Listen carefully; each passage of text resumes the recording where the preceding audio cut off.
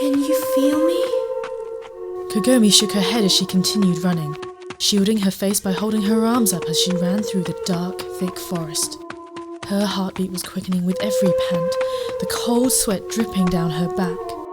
Coursing through your veins, into your heart, into your very soul.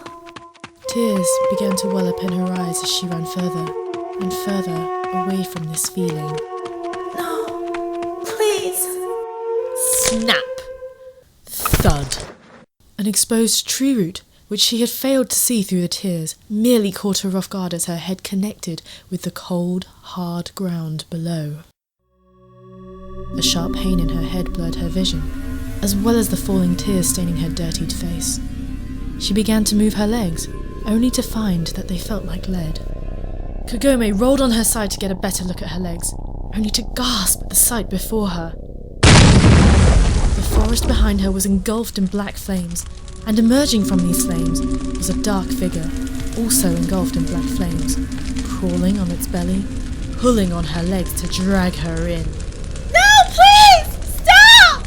Kagome shouted from the top of her lungs as she struggled to get her legs free. The figure laughed viciously as Kagome reached for the root from which she had tripped. She held on tightly with her eyes closed as the figure continued laughing and pulling.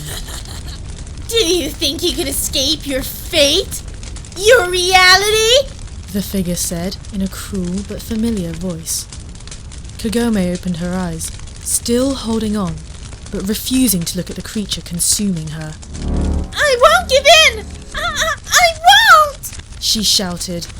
Do you refuse to believe that this is what you will face? The creature sneered. Kagome said nothing, merely hanging onto the root for dear life as her knuckles became bone white from the sheer grip. This is you! This is your heartache, your anger, your fears, your hatred! You who stood silently and bottled these emotions inside. It was you who did this to me! It shouted.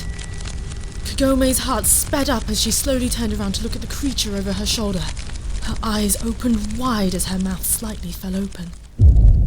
She was staring at herself. The kind, bright blue eyes were darkened and filled with so much hate and resentment. Her usual smile was replaced with an evil snarl. Her long, neat hair was curtained around her face in a mess, and along the side of her face were black markings. Her arms and her face were splattered with blood. Kagome couldn't tear herself away from the horrific sight.